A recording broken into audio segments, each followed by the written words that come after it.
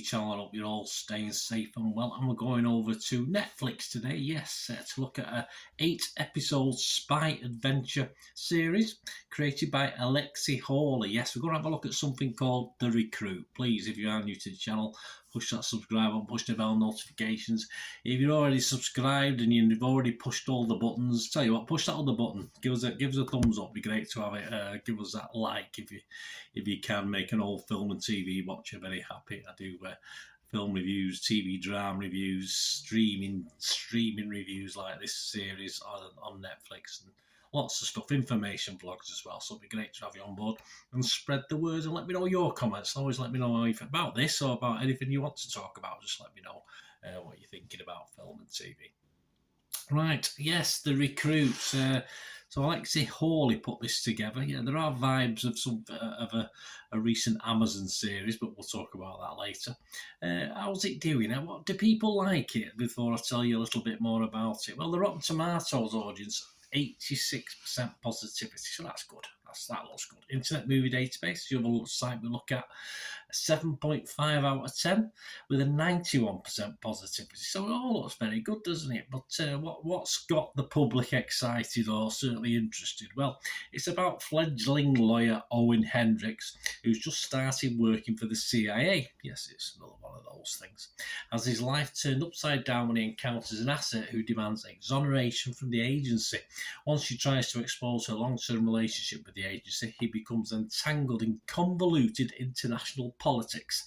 As Hendricks negotiates with the asset, he finds himself at odds with menacing individuals and groups. Yes, he's a bit of pain at times, or gets in a bit of pain at times, and he can be a pain as well, risking his life as he tries to fulfill his duties.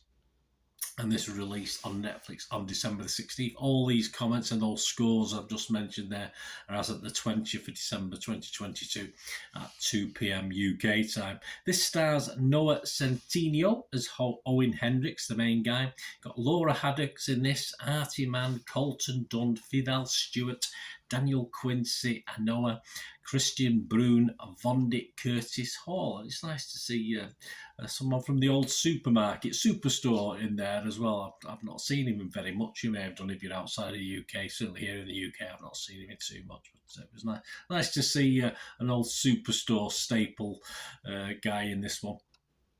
Rotten Tomatoes, about the critics. What about the critics? We've seen what the public seems to like it.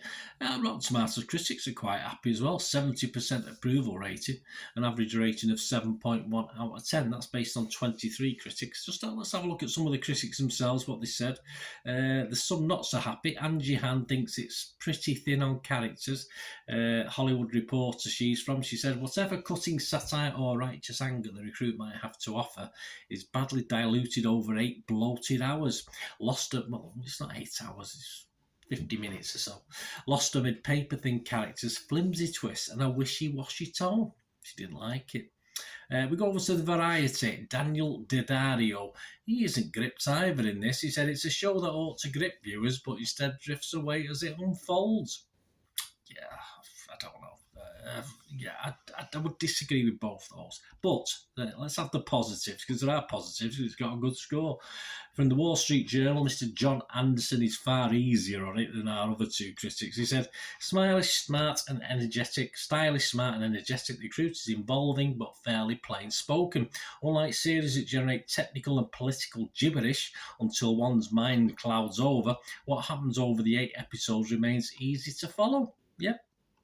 Over to San Francisco Chronicle. Chris Wagner, he likes the lead in this. He likes the guy playing the lead, Centineo. Centineo comes off like a young, cocky Mark Ruffalo. A little baffled by his circumstances, but game for whatever. It's a potentially star-making performance from an actor we'll be seeing more of. Okay.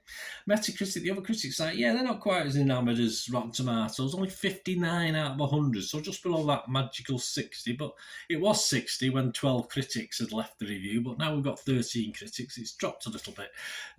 6 critics were positive, 5 were mixed, and 2 were negative, so almost split down the middle, and it scored anywhere between a lowly 30 out of 100 and 80. Let's have a look at one of the 50s. Let's have a look at the Variety Variety magazine said, too much of The Recruit feels as if it's on autopilot. The action, bombastic and violent, begins to run together, used as it is to deduce interest somewhat at random. Give The Recruit this much, it ends with a nicely done cliffhanger, elegantly seeded over the course of the season's run. Let's go to the website Collider. They gave it 75 out of 100. A guy called Nate Richard said, The Recruit is action-packed, filled with twists and turns, has a clever and snarky, yeah, I'm not too sure what that means. I should have looked it up. Snarky sense of humour, you probably know, and is convoluted to a fault, but that's one of the main reasons why it grabs your attention. Well, there you go. So, generally positive. There is some negative, but overall the scores look very, very good. My thoughts on this before we finish, I'm going to give this a 6.5 out of 10. Yeah, I liked it. I like The Recruit. It's an easy watch. It doesn't overcomplicate things, which sometimes I'm not in. I like it. I don't mind a nice complicated spy thriller, but I mean, sometimes you just want to sit back and just see what's on screen and not have to think too much about it, as you say. But it doesn't overcomplicate things or ask too much of the viewer, and that suited me when I watched this, or when I was watching this over a course of a couple of days. And he's a lead who's mainly likeable. I think he's okay. I'm not going to rave over the guy. He's got his foibles and his character, as far as his character's concerned, but he is likeable. I do like him. I like some of the backup characters, if you like, as well. There's none that I think, I don't like them, so that's not too bad. And of course, it feeds off the Jack Ryan vibe, doesn't it, over on their competitors' Amazon's streaming service. And the lead is actually a very similar mould as far as, well, not looks, but style and character, and obviously as the plots, where he's in above his head, but he gets through, sort of thing. And, if you like Jack Ryan, you probably like this. If you like Jack Ryan, you might think this is a bit too dumbed down version and not like it. But as I said, I was pretty much in the mood for this anyway. So, and I've still got to catch up with the latest Jack Ryan series. So, this was a nice filler in between. An easy watch, not as edgy as the best of this type of genre, but it passes the time adequately and simply for me, so that'll do for me.